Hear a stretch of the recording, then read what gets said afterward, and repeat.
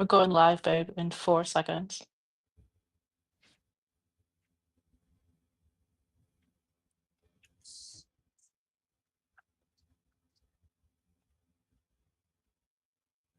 Hello, this is Ayodele.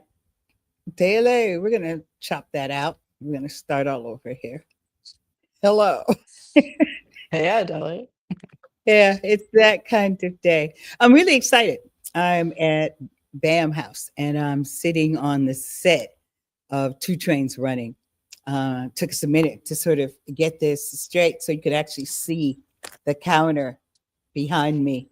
So literally, I'm sitting on this set in this imaginal space in theater that is the basis of our conversation tonight. So, based on this play about Memphis Lee and this cafe that I'm sitting in the play, they're going to tear this cafe down. And they've been tearing down things all over town. The shoe store is gone, the dentist and the doctor have moved out, the grocery store is gone. And the question to Memphis Lee is, what will he do when the city pays him for his land and tears it down? Well, there's the comment that it might take them 20 more years because they've been doing this for a while and they haven't built anything. They are basically leveling the Hill District of Pittsburgh, Pennsylvania. And so I'm sitting on the set of this play that talks about this. And this piece of work is one of the first pieces of work, the work by August Wilson, where I stopped making stuff site specific to Oakland because I realized that Wilson was having a conversation that was so identical to the circumstances here in Oakland that the circumstances here in Oakland must be wider spread than I thought. That maybe this was a national conversation. And not to get too deep, but we know, June, that this is actually an international conversation. It is. About spaces of color being remade by so-called progress. Mm-hmm. So my guest today is June Grant. June is the CEO and brain behind Blink Lab, and she's an architect, and she builds things. And so I thought it'd be really cool for a creative who makes things out of thin air and an architect who builds things in the real world to talk about space and erasure and things like economic refugees and artistic refugees and our communities and how they dovetail into a conversation about this play. So Thank you, welcome. Ayodele. Thank you. And top of mind, I was just thinking that I believe this might have been the first play I saw when I first emigrated to the US. Hmm. And I saw it with Lawrence Fishburne playing the role of Sterling Mm, mm, before he became Big L Lawrence Fishburne. Um, so it's full circle. It's full circle. And I thank you for acknowledging that as architects, we work with physical space, but we don't do it out of thin air.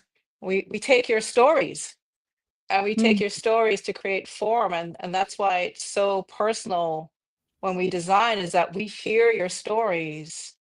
And to a large extent, we have to honor those stories. And many times we can only talk about your stories to you. We can never talk about them to anyone else. mm. So it's almost like a confessional experience. But that gives you an idea about what the relationship is like. And my relationship with this play is very complex because I've seen it in New York. I've seen, eminent domain at work, both New York and here. So I'm excited to have our conversation. Yeah. So let's talk about urban renewal, also known as Negro removal, and the concept of progress. West Oakland was reshaped by eminent domain, and they put things like the post office and the BART station in a place where they probably couldn't have put those things in uh, some like Rock Ridge or Broadway Terrace. They couldn't have put these things there. It's so what talk to me about that, how people of color often end up being placeholders, guardians of land that has not yet been fully developed in the minds of developers who hold plans that stretch for decades. Decades. Yeah. E- We also, a big clue is the name of the place you're living. Lower Bottoms, Ghost Town.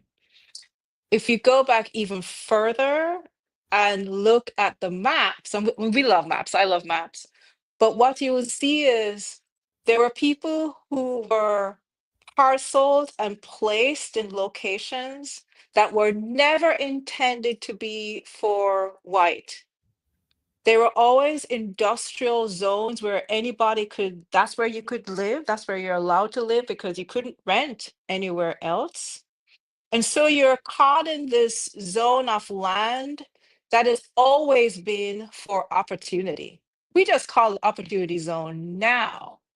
But if you look at the maps, these pieces of land where our post office is now, that used to be stores, it used to be a secure Black neighborhood. These pieces of land were never intended to be formally occupied by anyone else but who was at the bottom. So if you look at every city, whether it's Hayward, whether it's Oakland, whether it's Richmond, any coastal city in particular, you can see it. But the worst piece of land is where these populations were allowed to live.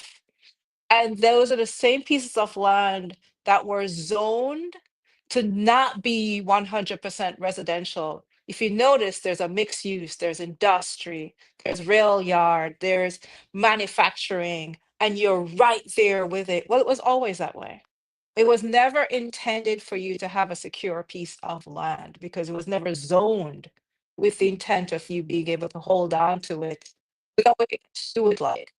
And so it was always a piece of opportunity. It was always a piece of economic development opportunity. It's just that as you're living there, you're not understanding the reality of the laws that were in place. The laws that allow you to live there are the laws that are also the laws that could be pulled away.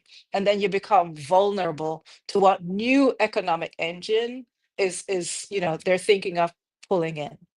So a large part of it is we as a population, I am privy to that information, but people who live in these zones have no idea that network of laws is what allows them to stay there, and also the same network of laws that allow you to force you out. And then to extrapolate further on that, so the quality of life in these spaces is impinged by the allowance of the multiplicity of uses. Hmm. So this is why West Oakland has always been an asthma cluster, and there have been respiratory and heart-related ailments at a higher point per capita in this area, is because we're surrounded by these industrial toxins and pollutants and debris from railroads and the port and The cars. industry. Yes, and our neighborhood, West Oakland, the Lower Bottoms in particular, is surrounded by freeways. Hmm. At one point in time, it was possible to go through the city of Oakland and never put tires on the ground in West Oakland.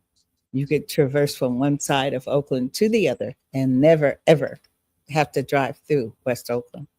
So, very much a parcel of land that we were redlined into, that was developed in a certain way that affected the value of the property, our quality of life, which goes further than just having asthma. The things that inhibit the thriving of youth educationally and in Hmm. other places because of the lead paint in buildings and the old infrastructure.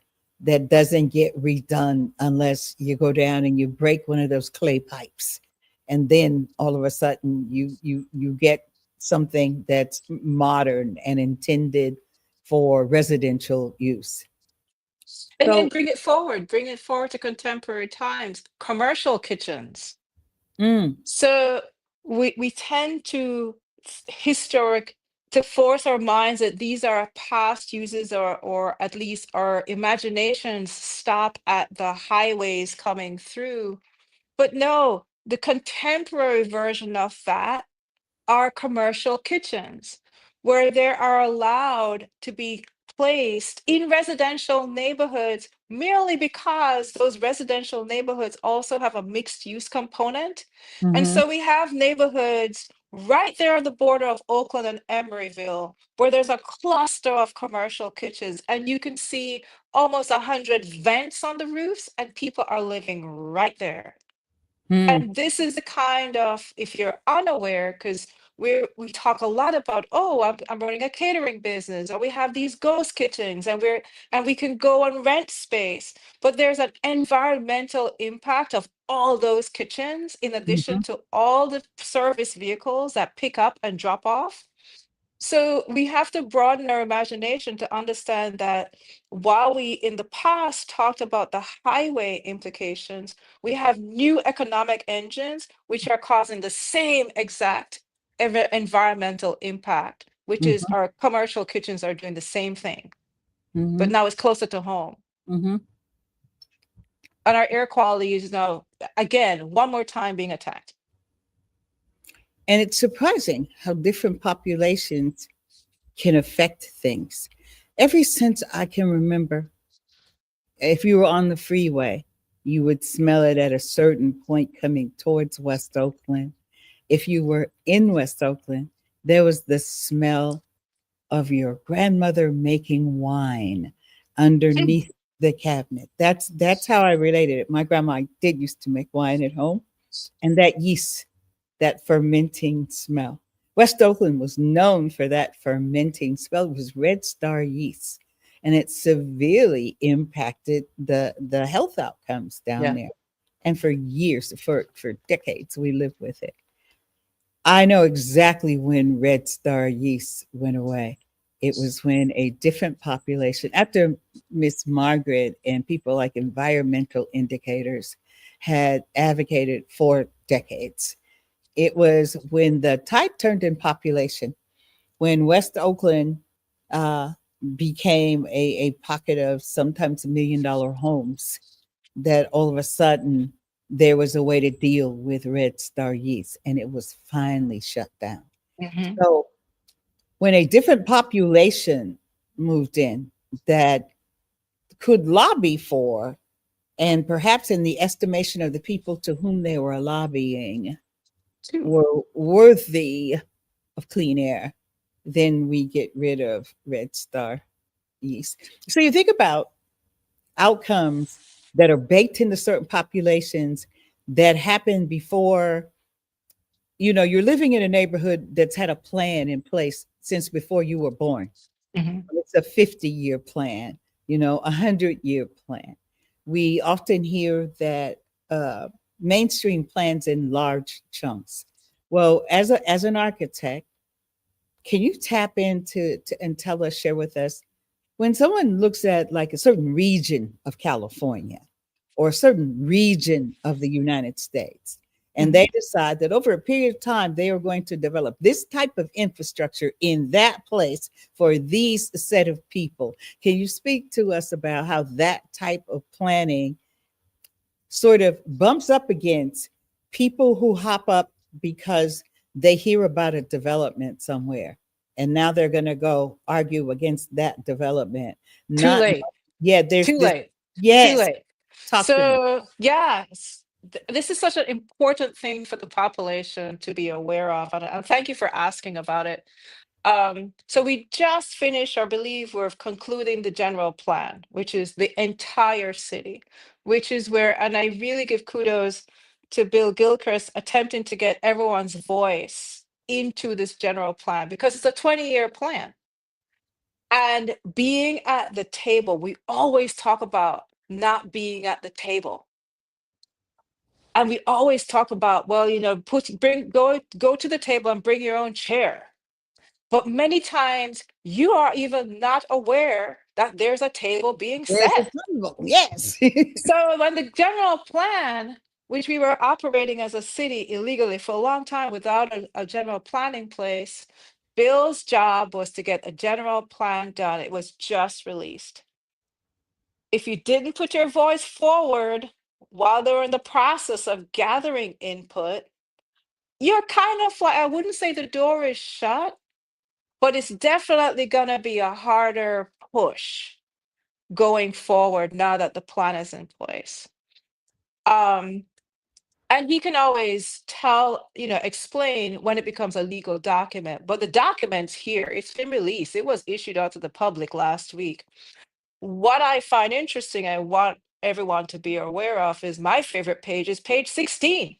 And page 16 is a map of Oakland, and it shows you in these yellow circles, they're almost radiating off the page, locations that are considered opportunity places, places for considered development. Um, Pay attention to that, because in the many ways, this plan is attempting to deal with the red line map and the years of impact of the original red line map. Pay attention to those yellow dots and what the general plan is intending as the future development, or is offering up as a future development for those zones. It is critical that the population in the historically red line districts look at this map. If you have to have coffee with somebody and take this document to understand what it means, because the plan also includes where future trees are proposed, where bike lanes are proposed, where large footprint development is proposed. It's the whole city is mapped out for the next 20 years. We will be doing two trains running again with this, another version of this. It will be an ongoing cycle. But here we are today, and I truly believe it is important that community groups take this document, look at page 16, and find your neighborhood, or find your grandmama's neighborhood, or your aunt and uncle's, or your sister's neighborhood, and see what is planned. And if there are trees planned, how can I get more trees?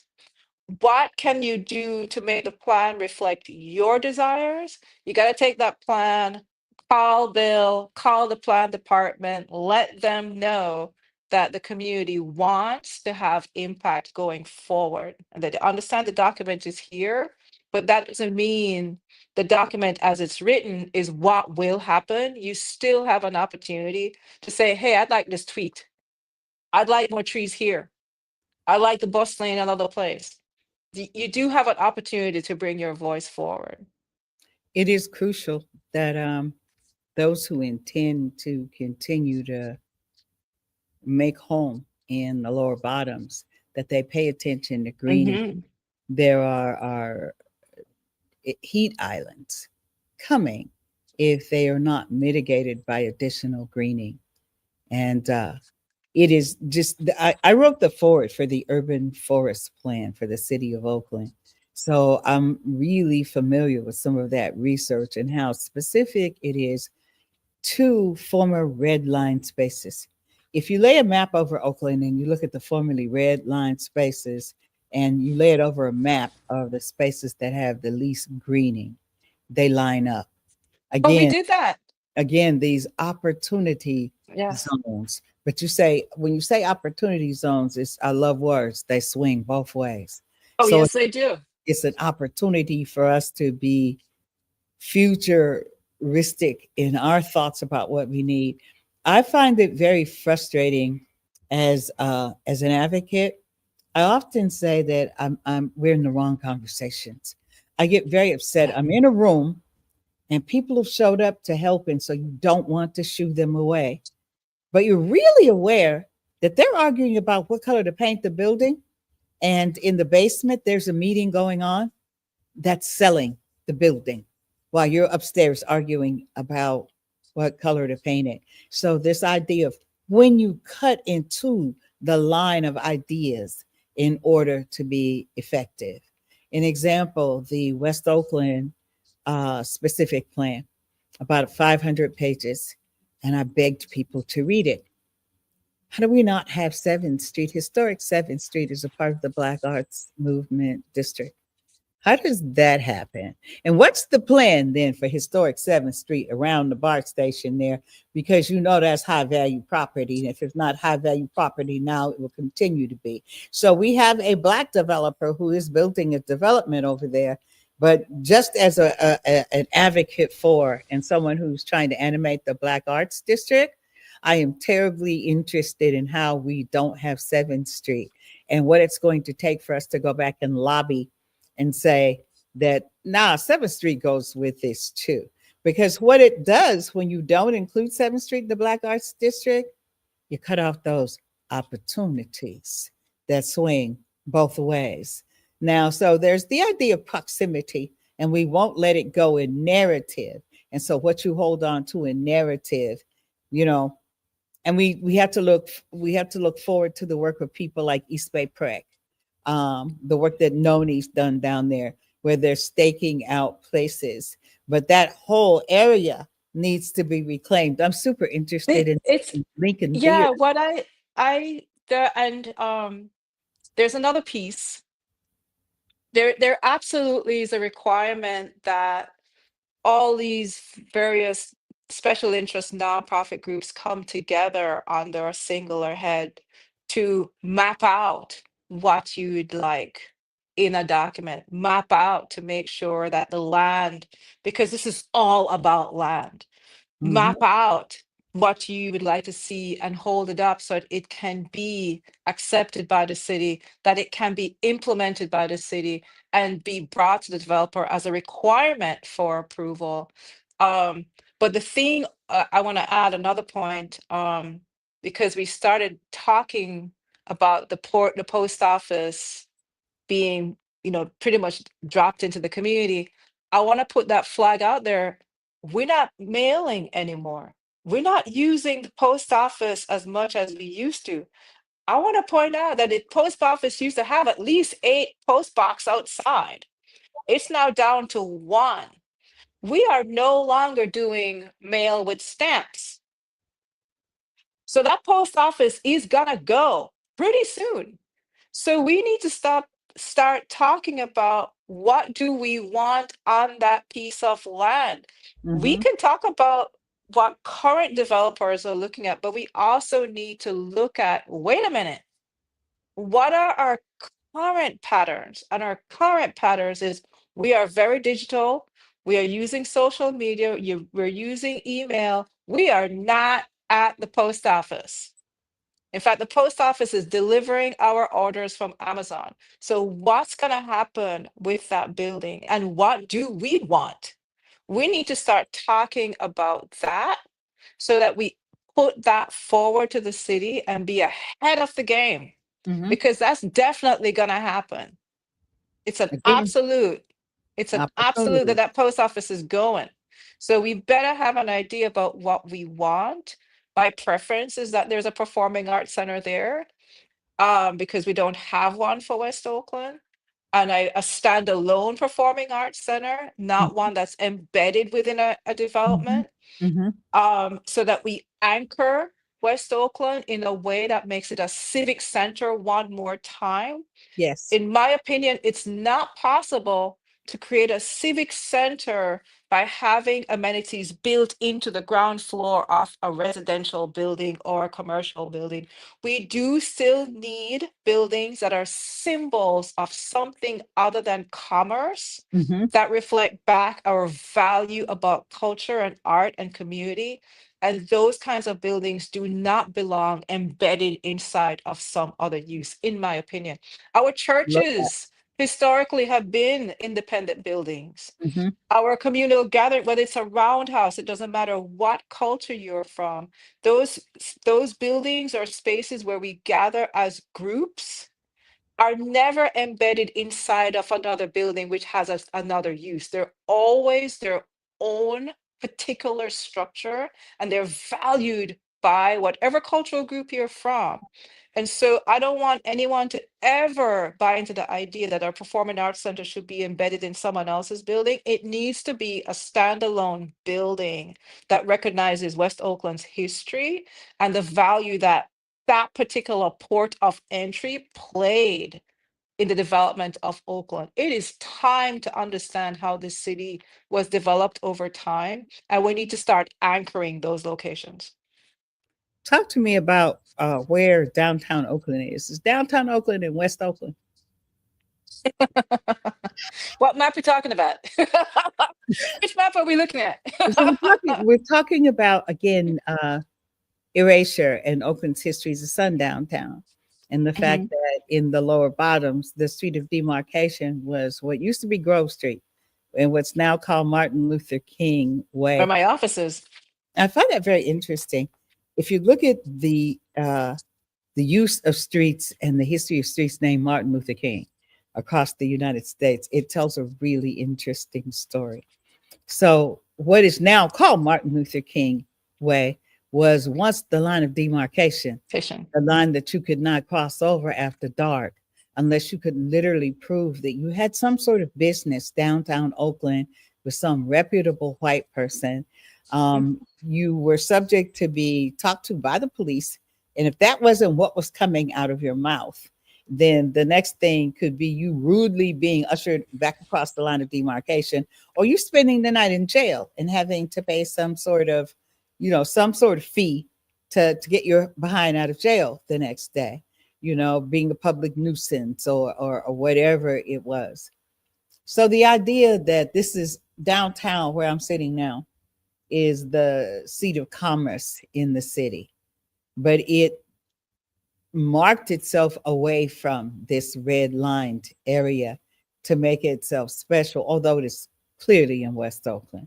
So that's why I got gentrified out of one part of the Black Arts District in West Oakland and fell forward into another part of the Black Arts District, which is still in West Oakland.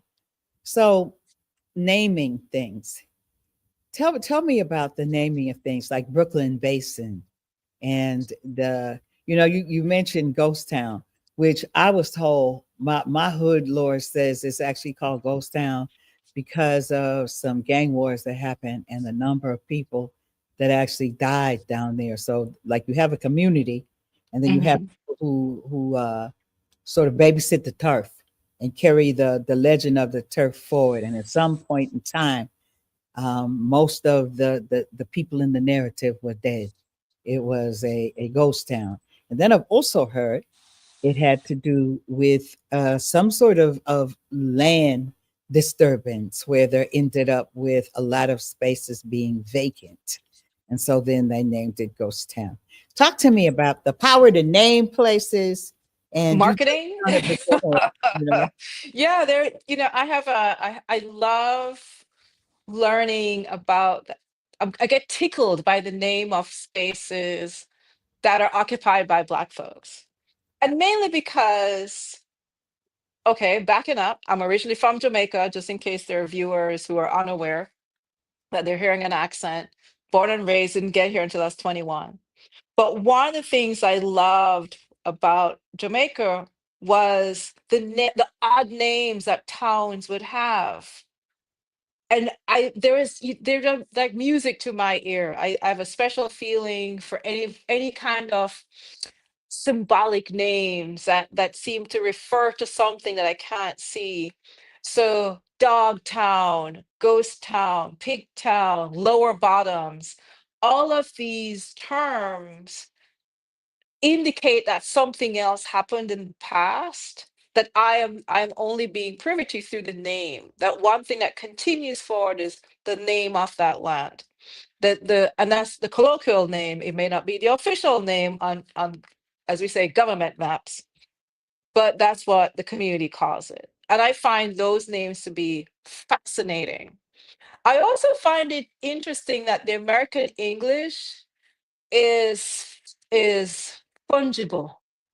It's a Mm. it's British English, not so much. And so there's a beauty and flexibility in the American English that I find also fascinating. And it's a double-edged sword.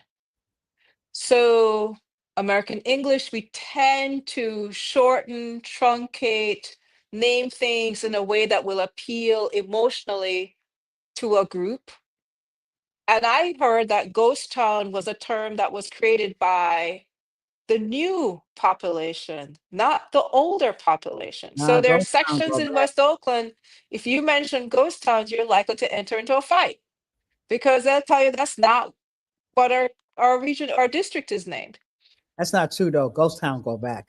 I'm 73 years But old. but Ghost you see Town my goes point back. though, is that the newer population, either they embrace the old term because they want to be down, or the newer population decides that they're going to rename Kona being one, they're going to rename the neighborhood that they have moved into because it's so cool. Brooklyn Basin. Yeah. Mhm. Brooklyn Basin is an interesting one too because there's a map that shows that called it was a little unincorporated city called Brooklyn, which is true. So they use it, they reached back into time, and Brooklyn was hot. Brooklyn on the East Coast was hot at the time. And so it made marketing sense, and they could spin a story about being contemporary, that this is the kind of place we're going to be. But really, the name comes from a historic map. Again, American English branding. This is how you sell. It's an interesting thing how we use names and terms for land in order to sell, but also people name themselves in order to reflect the personality that they would like others to hold off them. How many people have pet names versus government names? Yeah, I think that that is separate and different than people buying things and then giving them different names to sell them. The So purpose, yeah, the reason is I different. think that renaming myself might be to get rid of a so-called government name and to more comport with an identity of Africanness, as opposed to they built me a theater down at 920 Peralta. It was called the Sister Thea Bowman Memorial Film Theater. It was in the backyard of Hmm. a community center. Now, next door to that, there were three properties that were owned by an older Black woman who was the family matriarch, and her family was living in all of those places. And the matriarch passed, and the family argued for a few years about what to do with the land, and then they sold it to a developer. First of all, the travesties, the family only received a couple of $1 million for three Victorian houses on a lot that was large enough to comfortably accommodate three large Victorian houses. So any one of those houses was worth the entire amount of money they got for the whole compound. So that's the first sin. The second sin, I had a theater in a backyard. Now, this property had three Victorians that faced the street frontwards. When the developer developed it, he changed the orientation of the development so that the driveway came in and pointed its lights directly towards the stage in the backyard where I performed at. Now that is an interesting thing if one knew that that was the only regulation stage in West Oakland outside of a school, a church, or a bar. Then Hmm. that would have been a developer who was trying to be a part of a neighborhood. Perhaps they wouldn't have done that because it was random. It didn't have to be designed like that. But now here's the real clinker. It's called something like the Prescott Arts something residential arts center or something. It's like it has nothing to do with arts. You built it next door to a theater that you troubled with your design, and you named it that so that it sort of fit into the neighborhood as it was community center theater, residential arts, you know. Yeah, you know how we take words and somehow market communities that are There's also there's also the naming of the building, and you're right. There when you name a building, you are attempting to have it fit somewhat, but also signal that you're different. I'll remember I had a building, it was on Market Street, and the old address was 1438, I would say. And the building number, we were done with construction, we're getting the official numbers. And I will never forget this, that my client renumbered the building so that it would be a good luck number in regards to the Asian population because many of his clients were Asian. And Mhm, I found it both funny, um, but I also understood how, yeah, this is part of his business. He has to market the number, the original number of the building was a bad luck number. He can't have a bad luck number if most of his clients are Asian. This attempt to um, engage with context is can be well-meaning, but many times I find for the larger residential buildings, it's just a pastiche. It's just a washing. mhm, There's nothing authentic about it. Um, they're actually not typically neighbors who are engaged with the wider community. It's just a name. I feel that way about community engagement most times. Most projects I see just as performative. I don't see where the information, the 1,000 post-its, can't find those post-its in the final what's proposed yeah, at the end. Now, yeah, having gone through this, I can tell that on many times we're trading off to arrive at a final. But too often, I'm not able to see where the post-it said this, and it's in the building in a meaningful way. mhm, mhm, These are things that matter to me. But there's something you said about maybe think about the play. Oh, when you mentioned about the three houses and being paid just a few million, and I'll never forget that scene in the play where Memphis fought for more than what he was told he was worth. mhm, And mhm, that fighting to define and declare what you're worth, and having the person on the other side of the table not only agree that what you're saying is right, but actually even my estimation of my own worth was lower than what it really truly was. And he got even more. So he was even surprised with what his final amount is. I think that many times communities know that they're valuable, but they don't know what that dollar value is. And they need someone else on the outside to say, oh, let me do the calculation for you so you understand what mhm, you're really worth. But mhm. so often we don't have that conversation in an environment that's trusting. And so we have a history of being lied to, a history of being taken away. And so who do you have that conversation with? At some point there has to be a conversation of what's the true value of my culture? What's that dollar sign? Because at the end of the day, it's got to have a dollar value to it. That's funny. I had that conversation today.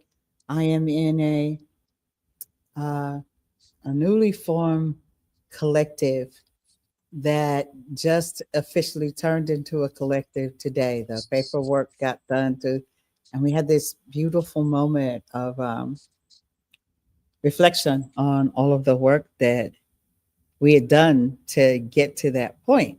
And then we got to a part where we started talking about dividends. And so, how do you pay a member org for its contribution? So, my point was there are a million things. Me sitting here at this board meeting, I am an employee who gets a good hourly rate.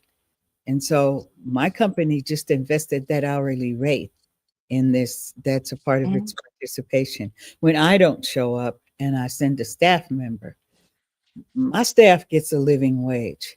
So if they're at a 3 hour event, we've just invested that much money into the collective. When we allow you to use our space and we give you a community value, uh, a rental rate that we can't times that times 30 and pay our lease, then the difference, that money that we're not making, all of these things that are invisible, you can't Hmm. see them. So because you can't see them, people don't count them. We need very much to learn to count all of those things. And unfortunately, and this is said by a person who really believes money should not exist and people should not own land. However, we are in a place Here where we are. transact in money, and you cannot control what happens on land unless you do own it.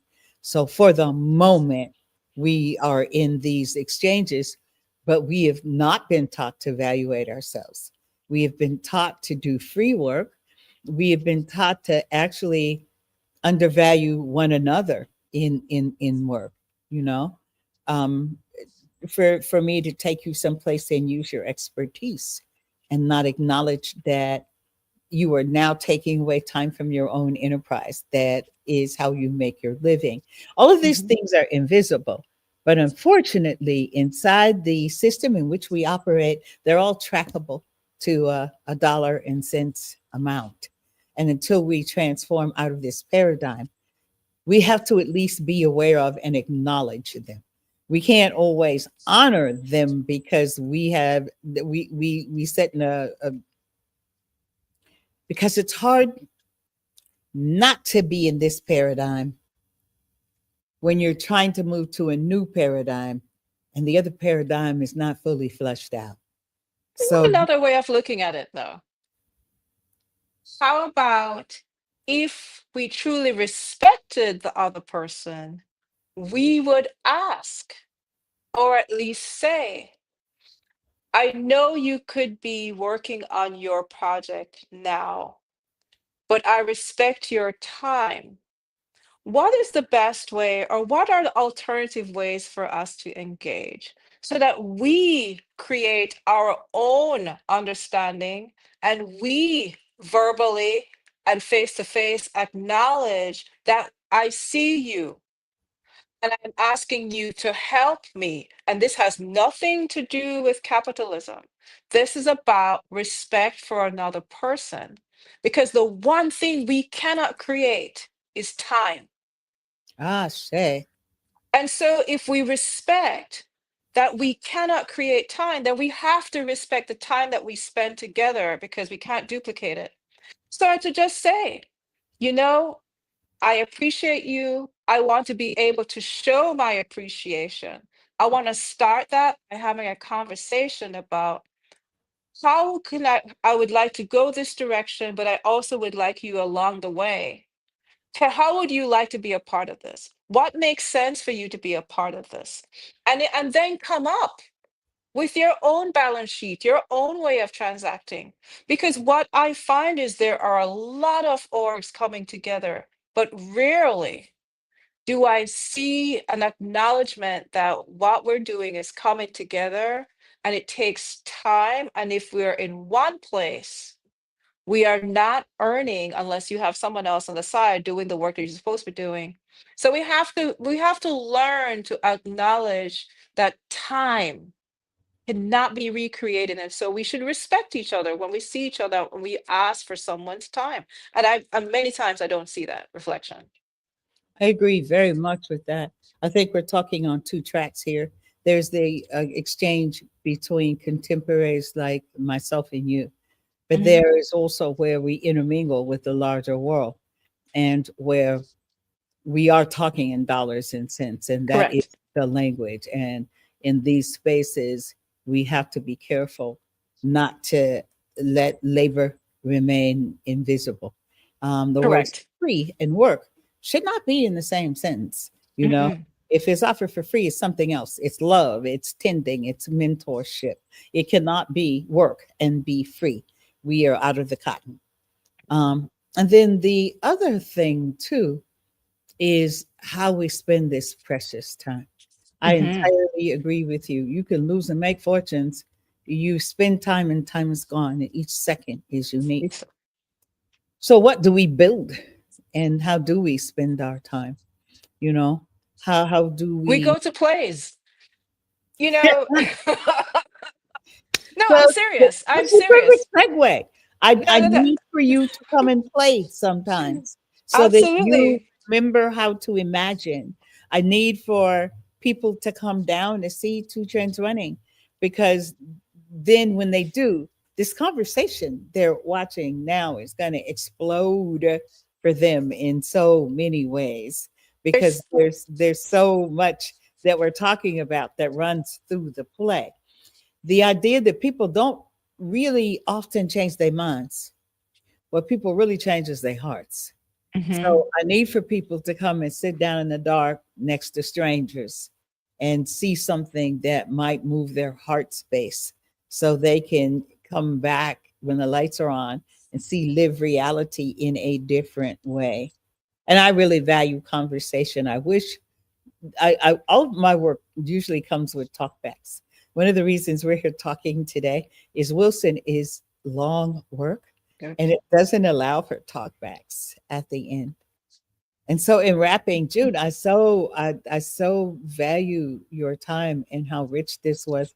I feel like we only got halfway through. I We feel like haven't even started, and this is always the case when we come together. But can I just do my pitch as to why I want people to see Two Trains? please, Because Two Trains is such a map into what we're experiencing right here in Oakland. Although it took place in Philly and he's talking about 1990s, he might as well have been writing about 2025. right here. He might have been writing about Russell City. He could have been writing about West Oakland. He could have been writing about East Oakland.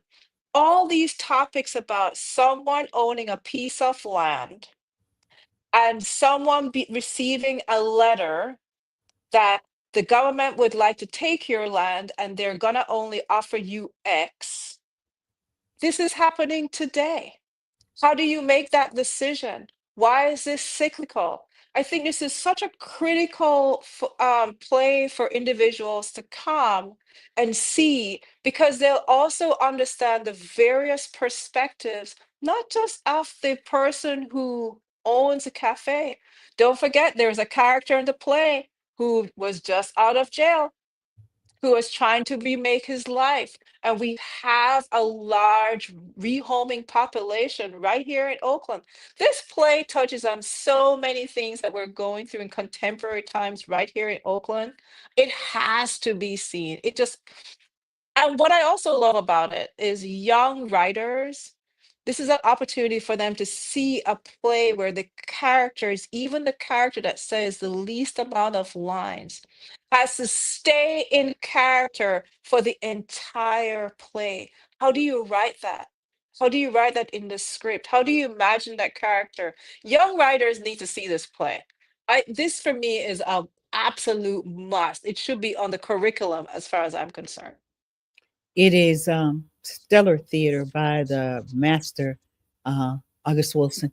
So Mhm. it's worth seeing for no other reason than it is Wilson. It's being done by the Lower Bottom Players. We turned 26 this year.